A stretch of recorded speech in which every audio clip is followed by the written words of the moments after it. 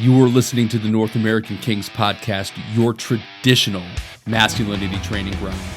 I'm your host, Glenn Kowalski, founder of North American Kings LLC, a leadership development company based in Cincinnati, Ohio. As we all know, the man brand has taken an absolute beating over the past few decades, and it's our mission to change that. We're going to do that by helping you join the fight to reclaim traditional masculine values. Welcome to headquarters. Training starts now. Welcome back to the training ground, ladies and gentlemen. I'm your host, Glenn Kowalski. We've got a great show for you today, so let's get started. This show is brought to you by Naked Armor razors and wet shave gear. This company supplies everything you need in order to have a great wet shave. They aren't just here to get your business, they're interested in keeping it. That means coming up with new and innovative products to keep you up with the competition. And I've got to say, they've done it. Available today, the new Damascus straight razor is here. For those of you who don't know what Damascus steel is, it was the inspiration for Valyrian steel as described in the Game of Thrones books and shows, with the hundreds of folds in the steel. A quote from the books: Toad says to Jon Snow, "I heard of a man who had a razor made of Valyrian steel. He cut his head off trying to shave." And indeed, these blades are just that good. This is an exciting product that I can't personally wait to try. It's got an angled set of scales, hooked tail, and jimps along the front end of the tang, all giving you a superior grip on the blade. For a unique, beautiful, and functional straight razor, try the Damascus straight razor or straight razor kit from Naked Armor Razors. Right now, my listeners get a 15% discount on anything in their online store by going to nakedarmorrazors.com and entering coupon code KINGS15. Don't wait to start enjoying the highest quality shave you'll ever give yourself. nakedarmorrazors.com. So, for a few weeks, we've been discussing traits, roles, and responsibilities that are either unique to or beneficial to men. We've touched on several points over the course of this show, and there's one, though, that I am particularly glad to be discussing. Last week, we discussed autonomy as it pertained to growing and owning a beard.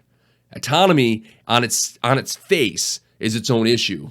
And we want to touch on it often, but in these times, it's probably just as important to hit it early and often and in the right context.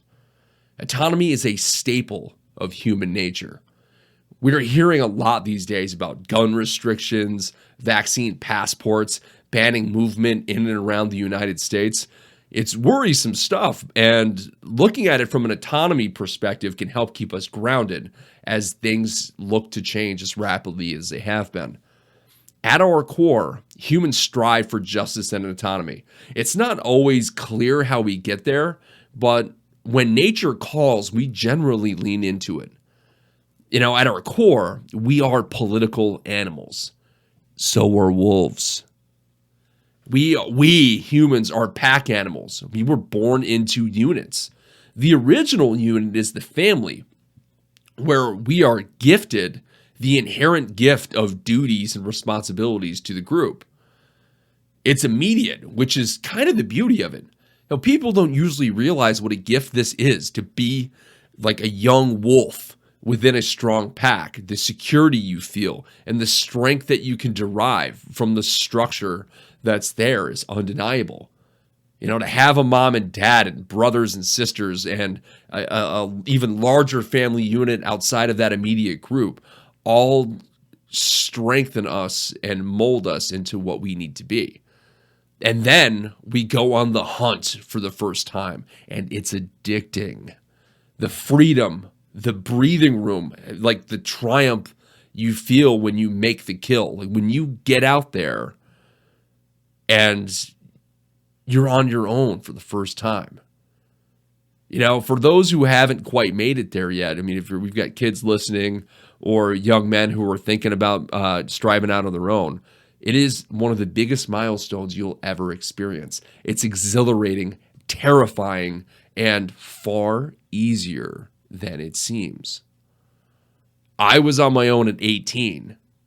And the autonomy there was creepy at first, But once you kind of figure out that it's not that bad and you're providing for yourself now, if you've got those things down, this gets really easy and it gets really cool to become self-sufficient.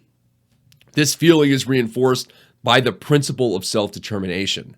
Self-determination, as defined by Merriam-Webster, is a free choice of one's own actions or states without external compulsion. Now, self-determination is the essence of both the provide and teach cardinal responsibilities. It's the practice in the functional practice of autonomy. This was put in an amazing way by our second president, John Adams. Liberty, according to my metaphysics, is an intellectual quality, an attribute that belongs not to fate nor chance. Neither possesses it, neither is capable of it. There is nothing moral or immoral in the idea of it. The definition of it is a self-determining power in an intellectual agent. It implies thought and choice and power. It can elect between objects indifferent in point of morality, neither morally good nor morally evil. This is from the dissertation on the canon and feudal law, circa 1756. Let's break that down. For self-determination is the practice of autonomy. It's not divine providence or even luck that give it to us. We think, we choose an action, and then we exercise our power in order to achieve that which we just thought of. Self-determination itself isn't moral or immoral. It is simply a vehicle for our intent. That's pretty cool.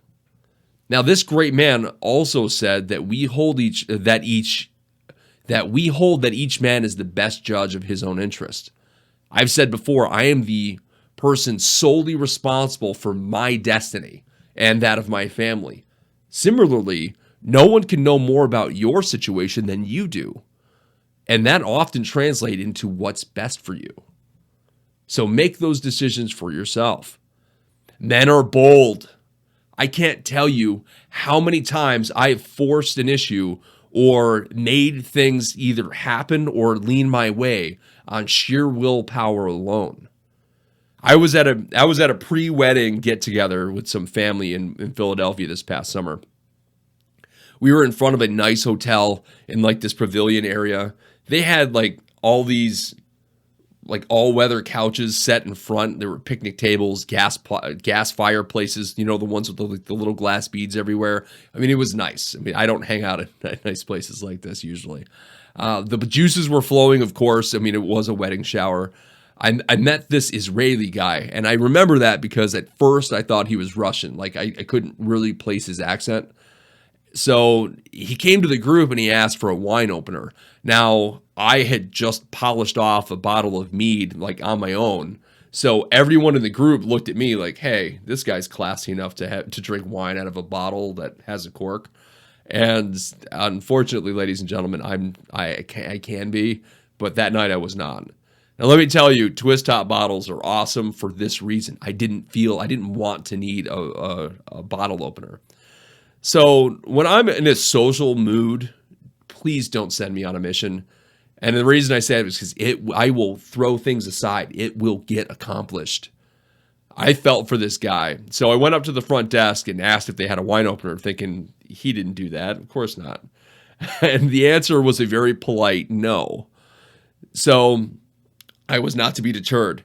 As I was walking back towards the group, like rethinking what this plan would lead to, I noticed that the bar, like inside the hotel, was dark. Now remember, this was peak COVID time. The bar was dark and two chairs blocked the entrance. And I gotta tell you, those chairs weren't bolted down. So behind the bar I go, looking for this wine opener at this bar that clearly hasn't been touched in a while. Now, I wasn't going through drawers and cabinets, like, let me be clear, like I wasn't trying to be like extremely rude about this. I just wanted to help a brother out.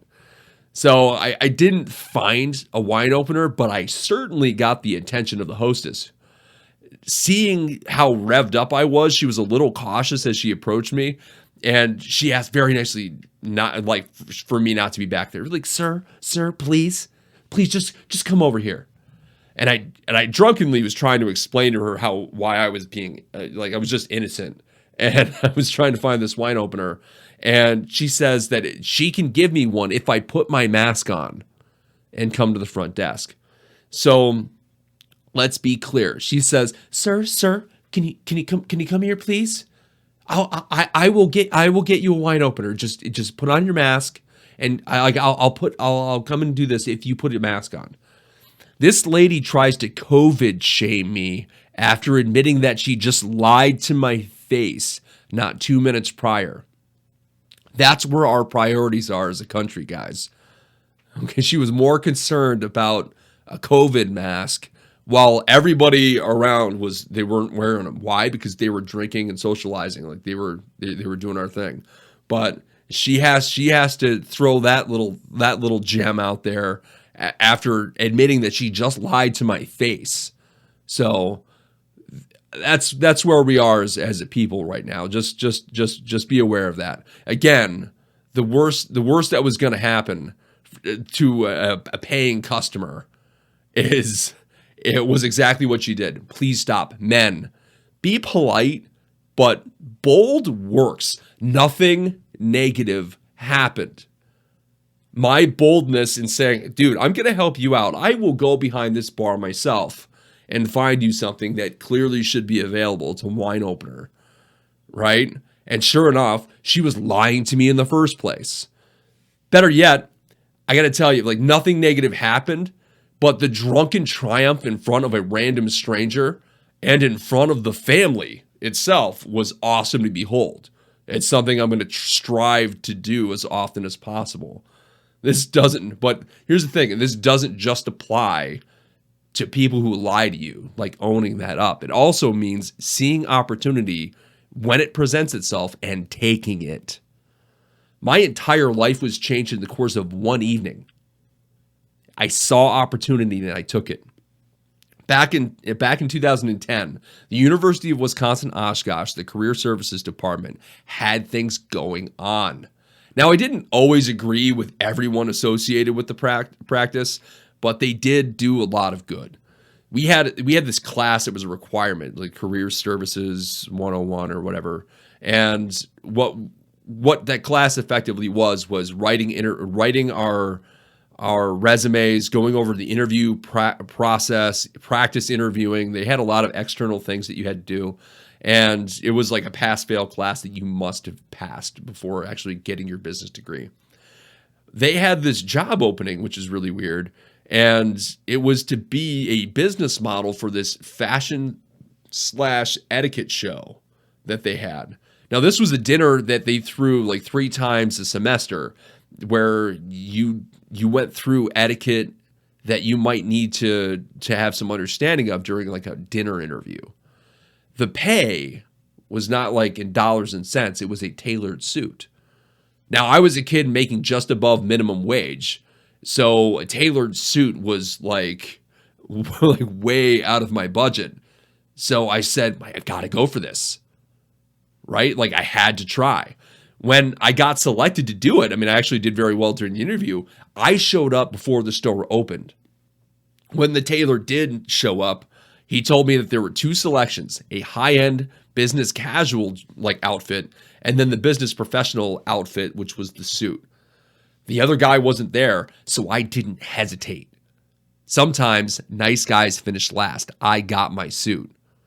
And when my partner, the guy like I would work with over the course of this time, and there were two girl candidates, again, both business casual and then business professional. When I met my dude counterpart, he said, "Dude, I really wanted that suit." No, that's my suit. I wanted it. I showed up. I did the work. I got it. And on my second go, after I was used to this process, like getting up in the middle of the dinner and doing this little runway walk where they kind of picked apart what you were wearing and showed people the showcase of what a business professional man looked like. I made it happen. Little bit of inside baseball. This is the only time in 2 years of doing this show where Oshkosh Corporation, the largest company in the Oshkosh area, sent an HR rep. And that's what they did. During these dinners, they would bring in HR reps and recruiters from these surrounding companies, and you got to almost do a dinner interview with this person in like a group setting. It was pretty awesome. Now, believe me, I hunted this woman down very tactfully. I introduced myself during the meet and greet. I stayed close to her as like things were kind of winding down and we were getting our seating arrangements, and it was kind of like a free for all. So I made sure I sat right next to her, and I had timed it out. I knew when we would be seating, so I just was casually talking to her before we get like as we were being instructed to take a seat. I'm like, hey, why not? And it was, to be honest with you, I mean, again, it was like she's a smart lady. She knew what I was doing. So like, again, she gave me some grace and I appreciate that. But throughout this evening, we had some great conversation, like either both between us and then the rest of the table of candidates. Now, when I hit the runway, I'll never forget the look she gave me when I like backed when the MC said, hey, we need all the fashion folks that need to come up to the front. I I graciously said, hey guys, I got to go. I'll be back in a minute. Just kind of excused myself. And I'll never forget the look on her face. Like she was now intrigued because I wasn't just the guy talking to her. I was also the guy who was participating in this event. Like, hey, he's got extracurricular activities. But when I hit that runway in my suit, I was on point. I was confident in a room full of, like, I had a whole dinner hall just staring at me and picking apart what I looked like. It can be unnerving. So when I interviewed with Oshkosh Corporation after having done a sales internship at a small furniture company, it wasn't perfect. I applied for a purchasing internship, at Oshkosh Defense. It was certainly not a good enough interview for one of the most coveted internships available. Everyone in the business school at Oshkosh wants to work for Oshkosh Corp at some point. Now, having lost the internship I originally applied for, I did get a seemingly random call a few weeks later, inviting me to interview in a city just north of the school. It was actually a bigger city, but it was a subsidiary company of the one that I had originally interviewed with. The next interview went much better. I think it kind of was more confident. I knew what I was talking about. That internship led me to the sales company that took me to Cleveland, where I met my wife and started this crazy saga. And the person who met me on day one of that internship, the HR manager that I met at the fashion show. Like my hunt, it took a little while. It took some tracking, but I did find it. So she met me with a big smile and a warm handshake. Like she was very glad that I had made it through her set of interviews. And to be honest with you, I still owe her a lunch for that. That's an inside joke between us. So self-determination made that happen. I said during episode 4 that I am the personal owner of my own destiny. Embracing it allows us to realize our own potential. It comes at a cost, and one that is proven to be worth it time and time again. That cost is a mindset. Like emotions, we are designed to take those out and set them aside, completely separate ourselves from it so that we can get the necessary things done free of that burden. Now, I mentioned before, when we do that, it's a detriment to leave them there indefinitely. We must absorb those emotions again and process them in a safe place, almost, if that's what we want to say. Not emotionally safe, but just a physically safe place. But this mindset, the one I'm going to be talking about here in a second, this is one that we can set aside for good. And once you do, it's enlightening. The victim mindset. The victim mindset is a willful surrender of your control of both body and mind. Now, the question is going to be then, what are you surrendering yourself to? Yourself? Not always. The consequences of your actions? Sure. That is absolutely something that you guys will surrender yourselves to. That just whatever consequences happen, you were the victim of.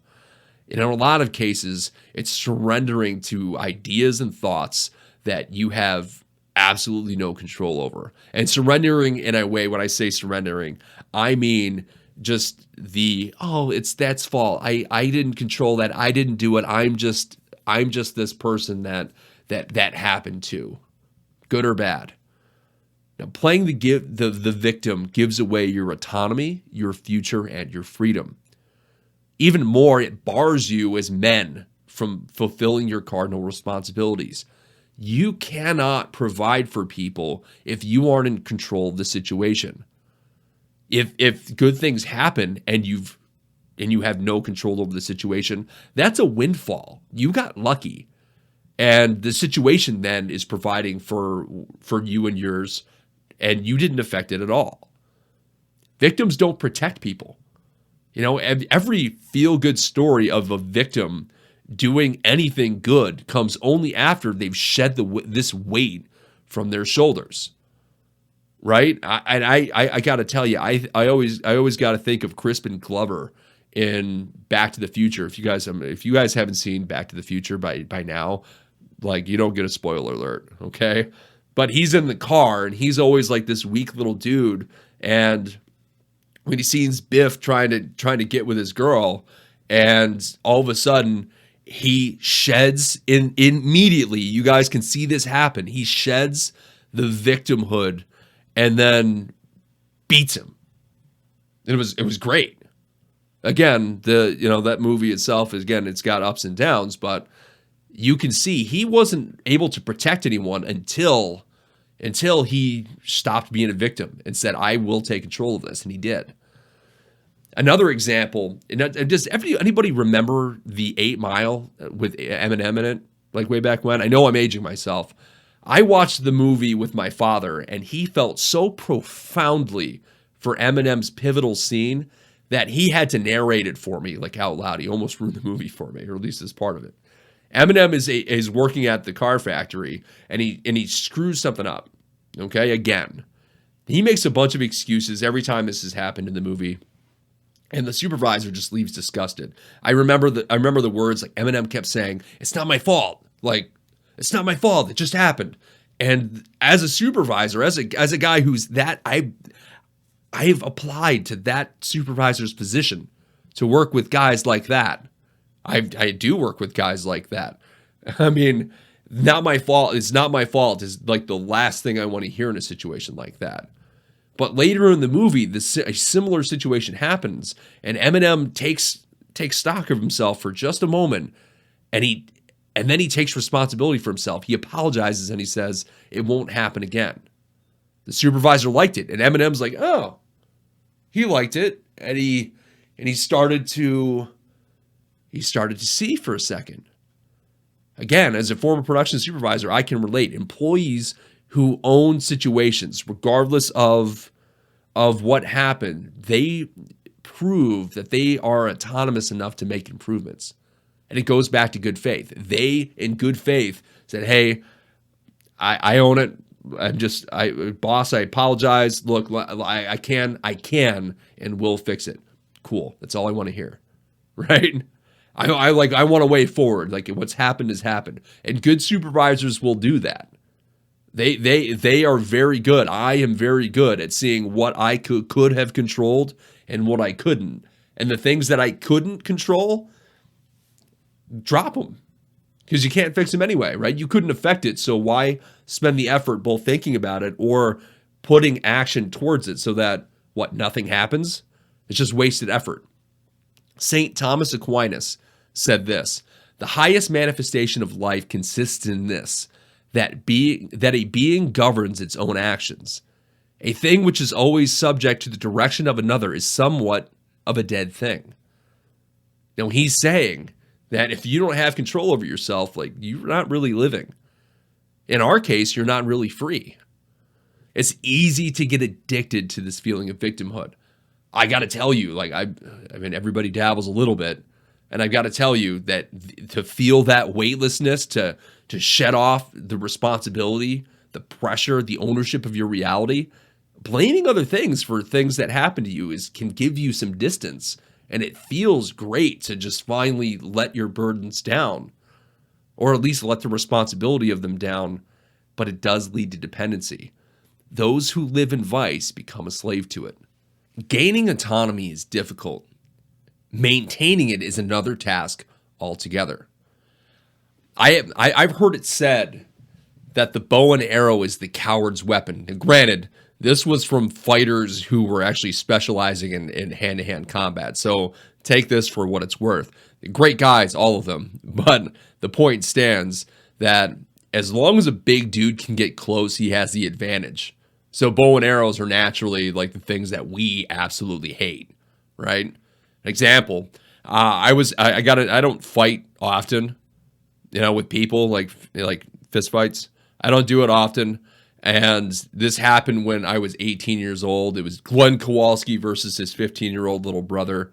Certainly the fight of the century, but I do remember it. I don't remember what started it, but I do remember how it ended. This kid is so much bigger than me now, but I had several inches on him back then. And when we got into this scuffle in the kitchen, his mistake was grappling with me. I got around his hips, I grabbed him, and as big as I was, I lifted him to chest height. And then I let go and stepped back. And if you imagine that he was suspended in the air, for a moment right there before he dropped, indulge yourself. It felt like that. He had absolutely zero control as he started to go down, and he hit the ground really hard, right? And he hit the ground, and he had zero control over his fall, and he hit the ground in like fashion. It ended it, right? But the point is, the bow and arrow levels the playing field in a way, right? You got big dude, little dude. Okay, that fight usually ends in one way. Now, big dude with a sword or anything, little dude with a bow and arrow, now this guy's got a chance. Now, the best example we can think of in history is actually a myth, and it's the story of Achilles. Achilles, this great hero of legend, for those of you who don't know, Achilles was dipped in this magic river, and you couldn't, his mother couldn't touch the river in this little ceremony, so she grabs him by the heel, the ankle, and drops and dips him into this magic water, and that makes him super durable and super strong, and he's this man's man. Again, if anybody's seen the movie Troy with Brad Pitt in it, he's playing Achilles, this same Achilles. So Achilles, this great hero, was taken down by an arrow. Now his heel, for those who don't know, his heel, because it wasn't dipped in that water, his heel was his weakness. And he goes through this entire Trojan War just going nuts. And let's say the reason he got brought down, let's say it was just his heel.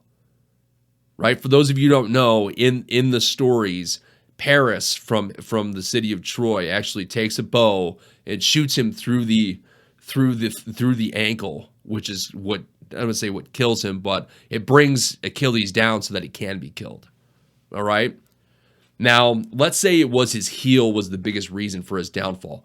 Was anyone getting close enough to him with just a sword so that they could get ground shots in at his heel? Of course not.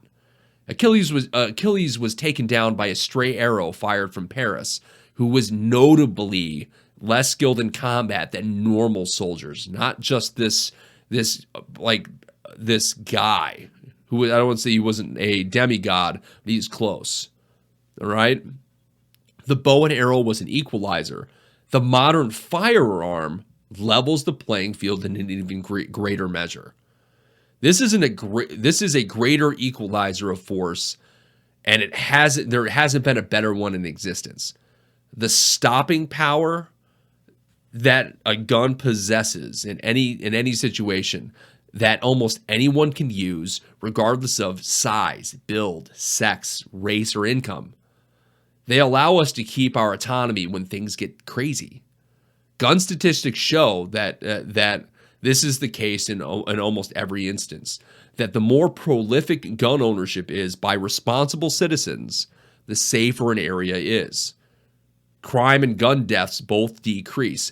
They also decrease when you've got concealed carry stuff, because now people can't tell, like the bad guys can't tell who's got this, who might be packing. You never know. For women, guns are the great and necessary equalizer. And I said necessary. Women are independent creatures, as they should be. And part of that independence in a society like ours means to be free of reasonable danger, particularly from each other, like from human to human. If there were giant car-sized spiders lurking around and posing an actual threat to us, we wouldn't be free or independent without a way to mitigate that risk. Now, if you're a girl and you see me in public, at face value, I am your biggest threat, and you should view me as such. Now, be polite, of course, but you should always be aware of how I may affect you. Now, all this goes until we talk and you can actually identify my true rather than my perceived threat level to you. Again, I don't mean anybody harm. I practice these traditional masculine values back down into my soul. Like, I'm not here to hurt anybody. But at face value, men are the apex predator of this species. That's beyond question.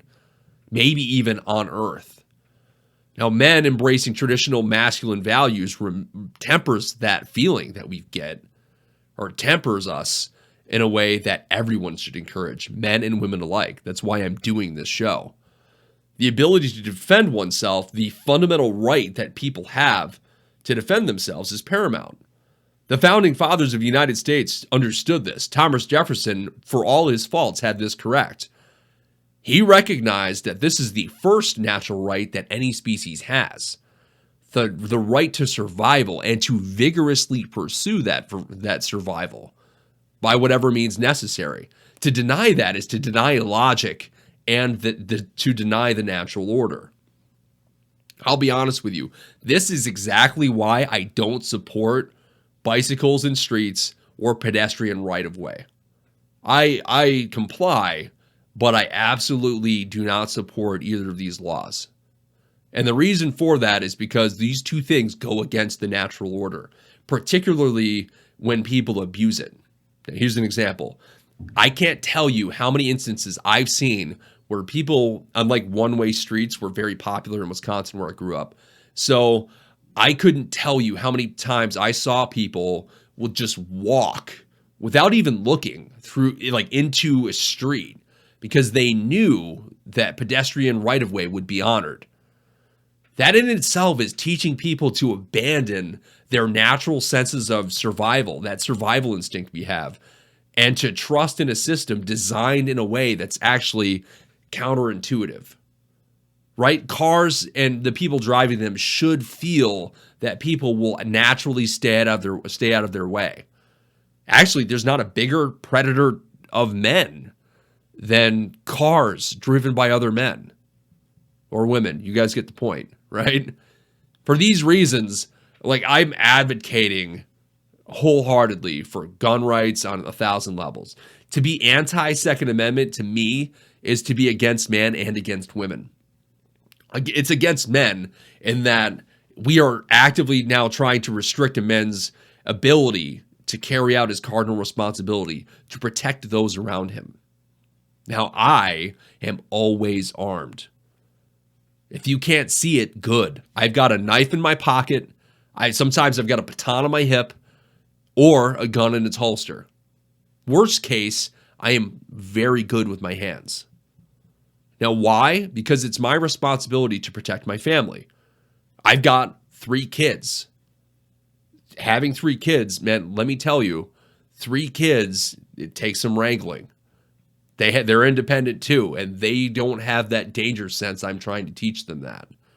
If things get crazy, it's on me to both mitigate the threat or get them to safety. And I don't do drills with them, but we do talk it through. Like, if something happens, what do you do? My oldest son, he's now at the point where he's taking direction and he can remember things. So his job is to make sure that his middle brother runs in the direction that mommy's taking them. I mean, I'm proud and I'm scared for the day it might have to happen, but that conversation's happened. Why? Because daddy will be handling the actual threat. If I can, right? Like, I'm not suggesting anybody going on a suicide mission. If I've got a baton and there's crazy, a crazy mass shooting going on, well, you know what? I'm not sure if I can help that. If I can, I will. But be smart, folks. If things escalate beyond fist, I've got to be able to handle things, corral my kids, and keep things, people at a distance. And I've spent extensive time training with a baton. That's why I actually prefer that weapon. So when I'm comfortable with it, it's ultimately what makes it the best weapon to have. If you guys are comfortable with something else, then that's what you keep with you. I got that from a firearms instructor when I was getting my concealed carry. Hey, like, do I carry my revolver, which I'm a crack shot with, or do I carry this other gun that's like particularly like designed for concealed carry? And he told me, well, one, take that concealed carry gun and get comfortable with it. Fair. But in the meantime, he said, you carry the gun that you're the best shot with or that you're the most comfortable with, because having that with you bears some responsibility. So to keep the boys safe, is it reasonable to carry around an AR-15? Maybe. Maybe not right now. You know what I mean? Like it's not like we're going out to, like, it's not like road wars out there. I imagine it would be a lot safer places if everybody did carry an AR-15 around. I imagine that a lot of people would be very keenly aware of the power they had. And if anybody did start causing trouble, anybody in the immediate area, not the cops, would be very capable of handling the situation. Right? And that's kind of the point. Right now they're talking defund the police, and granted that talk hasn't really been a thing in a little while, but I know that's going to come up eventually. And people are starting to talk about this in earnest. So they're trying to take away gun rights, and they're also telling us that the police need to be defunded. Well, who's going to keep evil people from doing anything then? Right? It doesn't quite work. Here's another perfect example of from my personal life where responsibility comes into stark contrast to the world around me. This is absolutely a true story. I was at the Cleveland Playhouse Square with my wife, my mother-in-law, my brother-in-law. Now, for those who don't know, like, Playhouse Square is the largest performing arts center outside of New York City, where there are like 10 theaters in the immediate area. It's like a different version of Broadway. All right. Now, my wife has a thing for Broadway caliber theater, so I got us tickets to see The Nutcracker. It was one of her Christmas favorites. Now, keep in mind, this situation happened very soon after the Aurora, Colorado shooting in the Batman movie.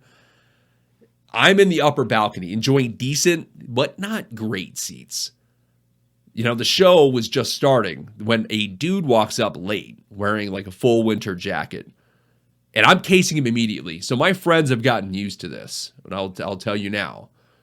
They've noticed this about me, where I'm always keeping an eye on people. Like, I'm casing rooms no matter where I'm at. Dinner, drunk, doesn't matter.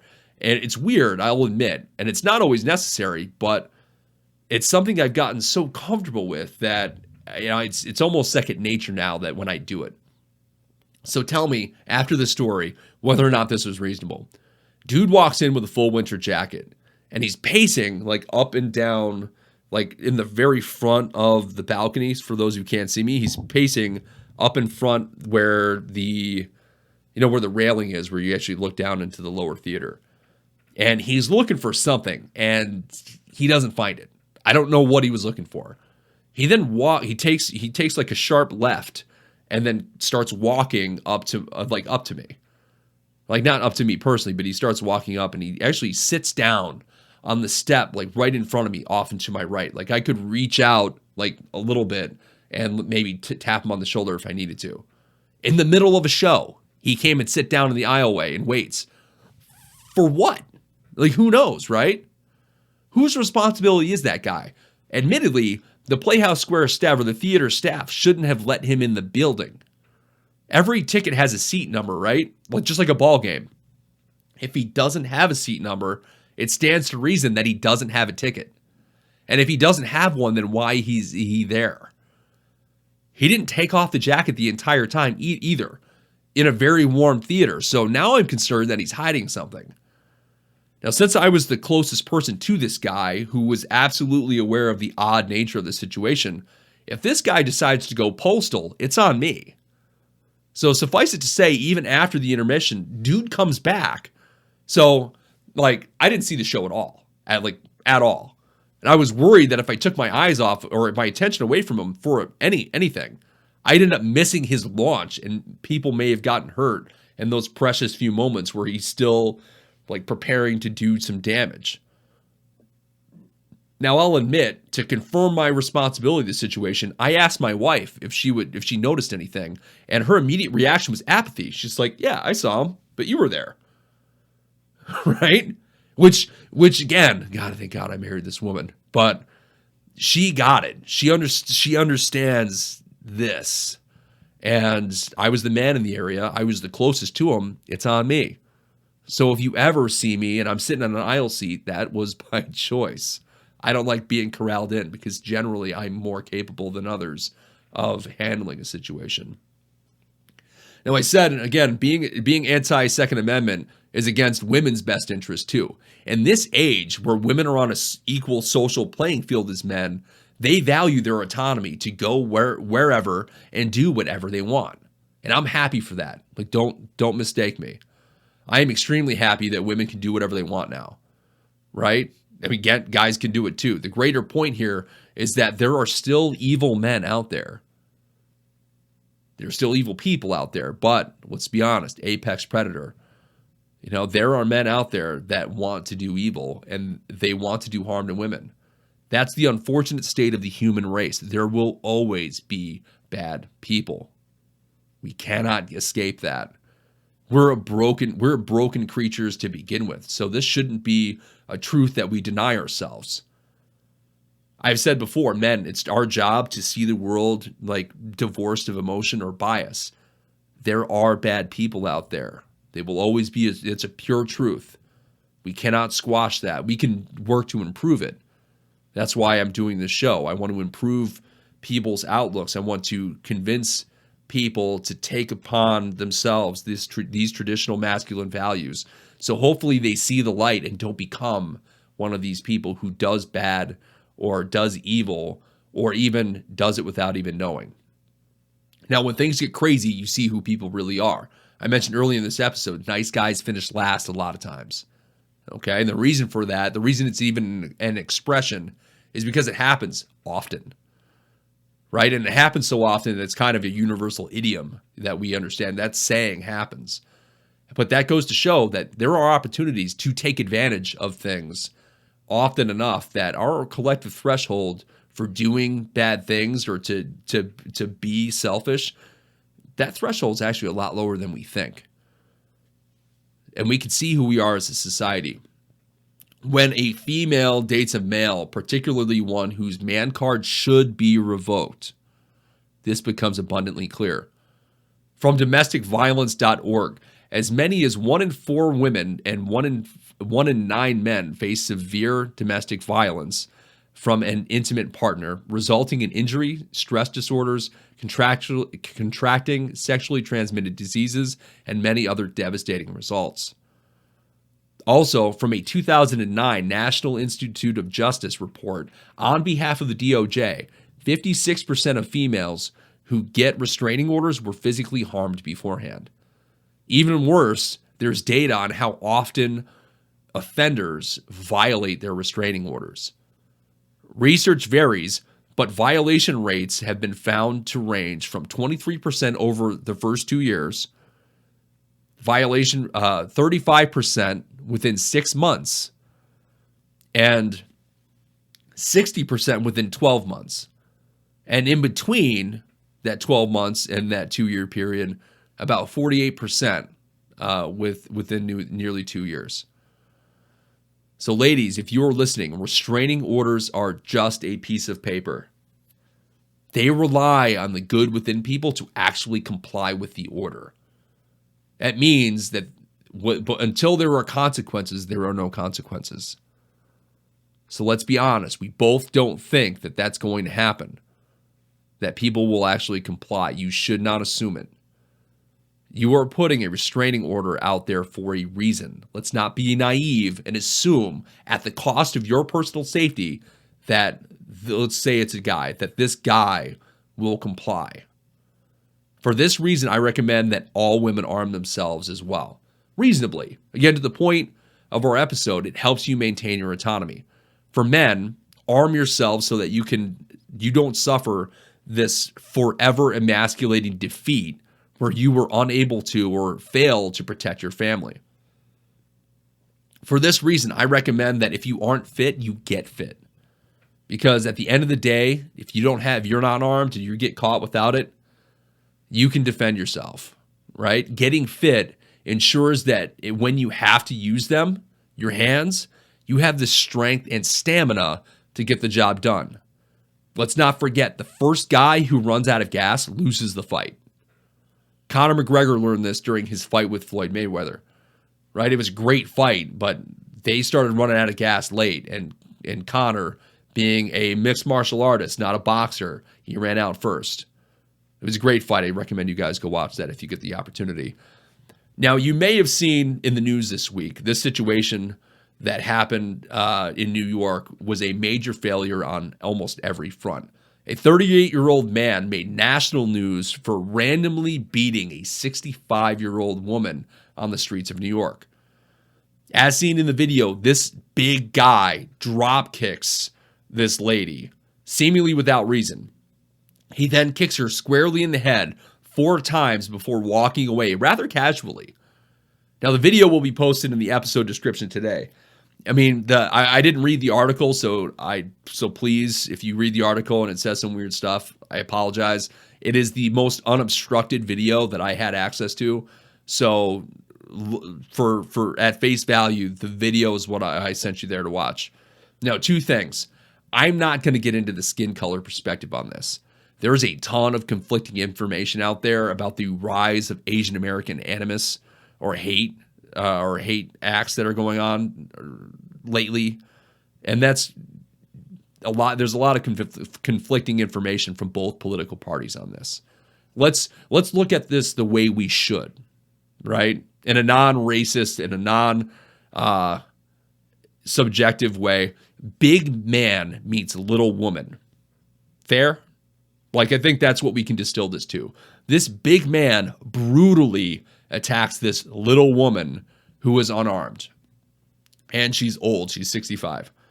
So that on its face is awful. This guy has been apprehended, and he's being brought up on hate crime charges. Again, I mean, this one, if there was a clear-cut case, I think this one was it. But there was one man in the video, and I can't confirm what his position was outside of just being a dude, who you can see in the video, who was aware of this entire situation, and he watched the entire thing go down from the first kick that brought this woman to the ground. He stands there and watches the whole thing go down. Then there are these 2 other guys who show up, and they apparently work for the building, that arrive and assess the situation after things have have stopped. And then they close the door in front of them. Now, the 2 guys who shut the door, they show up rather late to the show. So positive intent. She may have looked like a junkie, like right there in the middle of the street at the very beginning of this, for this situation, right? I'll admit that. You know, these guys who, the guy who watched the whole thing was right behind them. Now, we don't know, we're not going to know for a little while whether or not there were any words spoken between them, and he may have gotten them involved in the first place. But it's on the building guys to ask the question, hey, what happened to her? Like, you've been standing here. Now, I'm certain, if anybody's ever seen a fight, no one's quiet about that after the fact, right? I'm certain the guy who was watching the whole thing wasn't quiet after the fact. He's probably the one who got their attention. So them shutting the door was callous at the very least. But let's not overlook the bystander here the moral chasm that we have between us. The guy who watched the whole thing, the one with the hat that you can see in the video, my biggest issue is with this guy. I understand momentary confusion.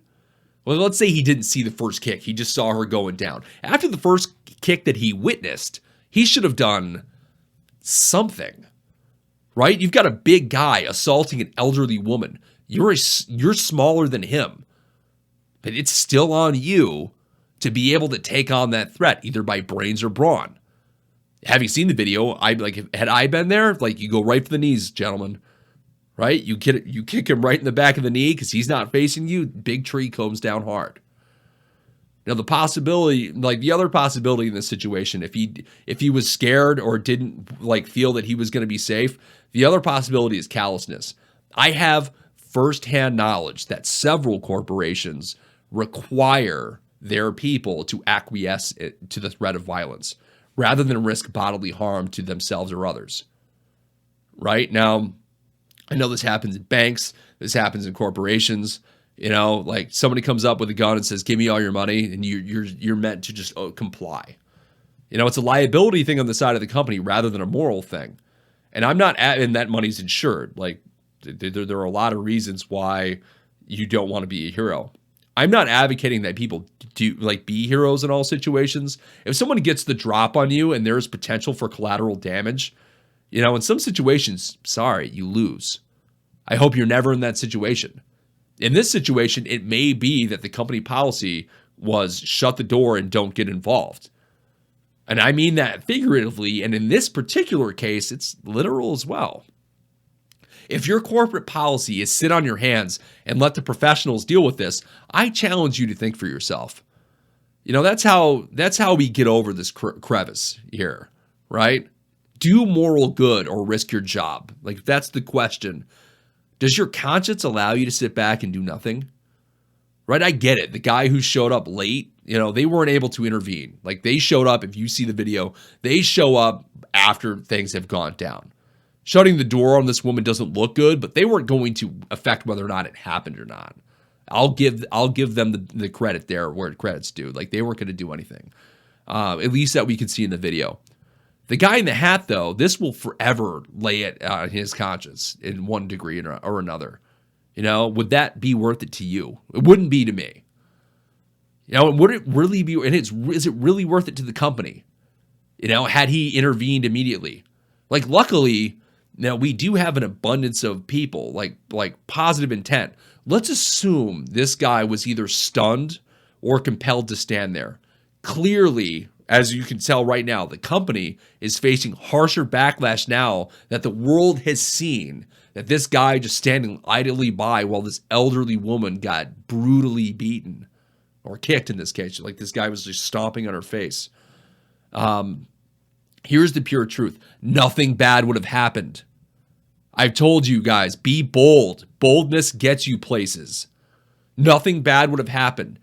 And if you were triumphant, worst case, you get a slap on the wrist, particularly when the same media outlets who are destroying these guys right now would have been calling them heroes. The company's not going to fire the guy who won.